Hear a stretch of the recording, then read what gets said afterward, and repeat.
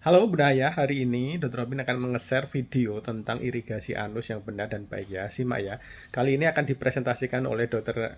Henggar Ales Pratama, spesialis bedah anak. Beliau praktek di area Jawa Timur ya. Jadi silakan simak videonya.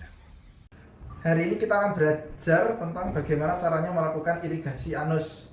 Irigasi anus merupakan prosedur yang sering dilakukan pada pasien-pasien bedah anak, terutama pasien dengan Hirschsprung disease atau pasien dengan penyakit Hirschsprung.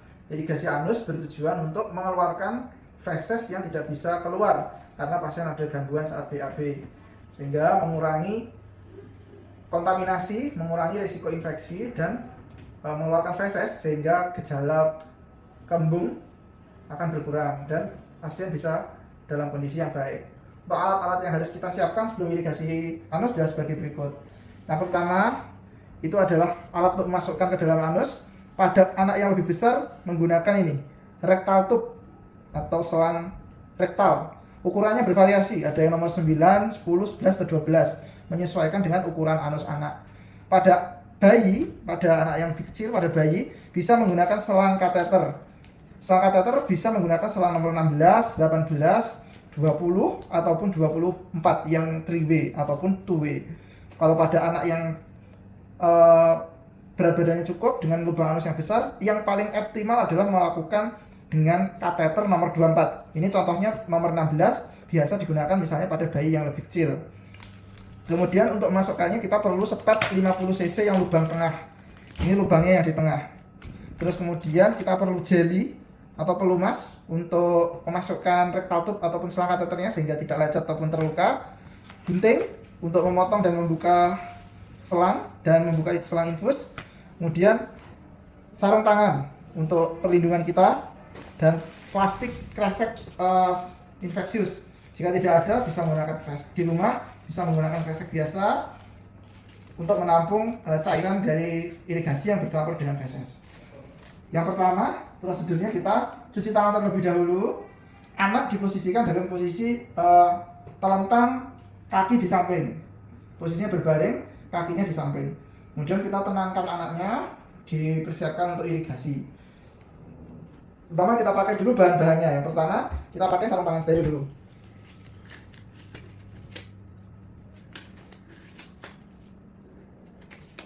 Kemudian kita siapkan peralatannya. Pasiennya dalam posisi berbaring telentang, kaki di samping, posisinya seperti ini. Terus kemudian kita persiapkan dulu, kita buka alatnya, sepet ukuran 50 cc. Kemudian kita buka cairan infus ini. Jika di rumah tidak ada tersedia cairan infus, ini bisa diganti dengan air bersih yang matang sehingga bisa menggunakan cairan infus. Tapi kalau yang paling baik adalah cairan NaCl 0,9%. Kemudian kita buka. Ya, kita buka. Terus kemudian kita ambil cairannya dengan sepet 50 cc. Pada bayi yang lebih kecil dengan berat badannya yang masih kecil, kita mengambil jangan 50 cc, tapi kita mengambil sedikit terlebih dahulu, misalkan 20 cc, tergantung berat badan bayinya. Kemudian kita misalnya menggunakan rectal tube, ini kita potong daerah yang agak melebar ini sehingga ujung dari sepet bisa masuk. Ini kita potong. Kemudian kita berikan jeli, kita oles-oleskan ujung rectal tube pada jeli.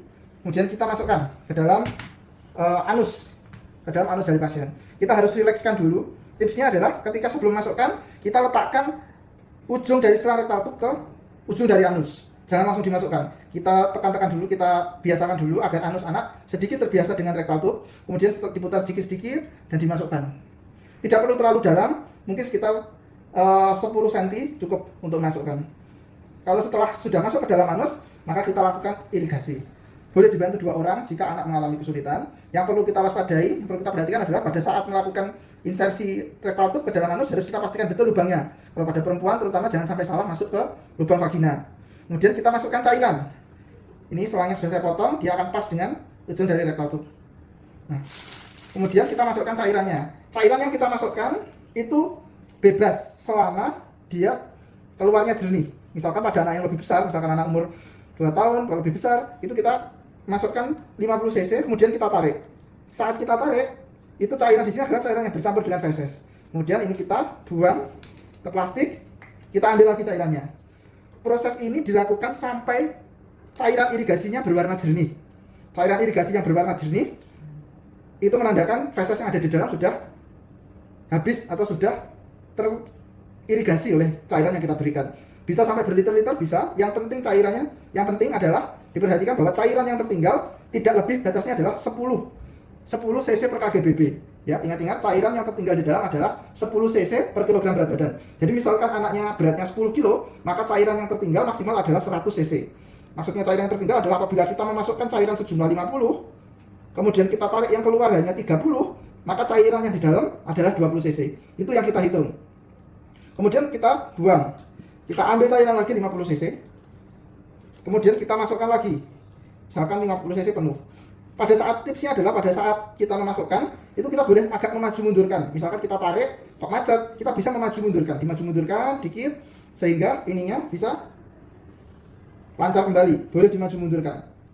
Kalau macet boleh dimaju mundurkan. Kalau misalkan kita memasukkan 50 dan keluar 50 juga, berarti di dalam tidak ada tinggalan. Kita boleh melanjutkan irigasi sampai keluar produknya jernih. Tapi kalau misalkan seperti tadi, awalnya masuk 50, keluar 30, ada tinggalan 20 cc. Kita masukkan 50, kita tarik masuk cuma 30, berarti ada tinggalan sejumlah 20 yang tadi ditambah 20 yang ini. Berarti total tinggalannya sudah 40 cc. Kalau tinggalan yang ada di dalam sudah melebihi dari 10 cc per kgbp, misalkan beratnya 10 kilo, dia di dalam tindakannya itu tinggal cairan yang tertinggal sudah 100 cc, itu irigasi kita hentikan. Namun sebagai tips, kalau misalkan kita waktu kita masukkan cairan, kemudian kita tarik agak sulit tertahan, kita bisa coba untuk memaju mundurkan sambil menarik cairan. Terkadang terdapat plugging, ada feses yang menyumbat ujung dari rektal tube kita, sehingga waktu kita tarik tidak bisa ketarik, tidak bisa menarik cairan karena ada plugging. Dengan memaju mundurkan itu bisa melepaskan sumbatan yang ada di sini, sehingga waktu ditarik bisa lancar. Tujuannya adalah irigasi agar feses yang terkontaminasi di dalam itu bisa jernih, bisa mengurangi kontaminasi. Dilakukan bisa sampai jernih dengan catat cairan yang tertinggal tidak sampai lebih dari 10 cc per kgbp. Jadi tidak terbatas irigasi cuma 1 flabot infus atau apakah 2 flabot atau 3 flabot, tidak ada batasan. Kalau selama cairan yang kita tarik masih ada fesesnya dan cairan yang tertinggal itu tidak lebih dari 10 cc per kgbp, irigasi boleh dilanjutkan sampai cairan irigasi berwarna jernih dan kondisi pasien membaik. Pada pasien neonatus, kita harus lebih berhati-hati karena berat badannya lebih kecil daripada orang dewasa. Misalkan pasien anak, bayi dengan berat badan 3 kilo, maka cairan yang tertinggal di dalam maksimal adalah 10 cc per kgbp. Jadi maksimal cairan di dalam adalah tertinggal 30 cc. Maka kita jangan langsung memasukkan dalam jumlah besar. Ketika kita sudah mengolesi, ini kalau pada anak saya contohnya yang pada bayi, yang kecil ini pakai 16, tapi menyesuaikan ukuran anusnya. Kalau ukuran rektal tube yang DC yang kateter yang kecil ini, dia resiko kurang baik penyalurannya. Yang paling bagus adalah menggunakan kateter nomor 24 yang besar, sehingga bisa terkeluarkan dengan baik. Itu tadi kita memasukkan cairan, tapi waktu setelah kita masukkan cairan, misalkan berat badan 3 kilo, kita jangan memasukkan 50 cc. Takutnya ketika kita masukkan semua, tidak bisa kembali, maka cairan yang tertinggal di dalam terlalu banyak. Kita coba dahulu 20 cc. Kita coba dahulu 20 cc, seperti ini. Kita masukkan, kemudian kita tarik. Kita tarik sambil kita maju mundurkan. Sampai cairannya itu bisa keluar, bercampur dengan feses. Sama prinsipnya, kalau cairan yang keluar itu dia masih ada fesesnya, dan yang keluar dan yang masuk itu sama, itu boleh kita lanjutkan. Misalkan ini keluar 20, kita masuk 20 cc, keluar 20 cc, berarti tidak ada tinggalan yang ada di dalam. Kita bisa buang cairan bercampur feses, kita ambil lagi cairan 20 cc, kita masukkan lagi. Namun apabila kita masukkan 20 cc tapi keluar 10 cc, kita sudah coba tarik-tarik tapi keluar cuma itu, berarti ada tinggalan cairan 10 cc di dalam. Padahal maksimal adalah sesuai dengan 10 cc per kgbp, maksimal yang tertinggal adalah 30 cc. Maka kita selanjutnya lebih berhati-hati. Kita masukkan 20 cc lagi. Maksimal tambahnya kan 20 cc. Kita masukkan 20 cc, misalkan kita tarik lagi yang keluar cuma 10 cc, berarti tinggalannya di dalam itu 10 cc. Maka selanjutnya kita coba 10 cc saja. Nah, kita coba 10 cc agar misalkan cairan itu ketinggalan semua, kita tidak lebih dari 30 cc. Kita masukkan.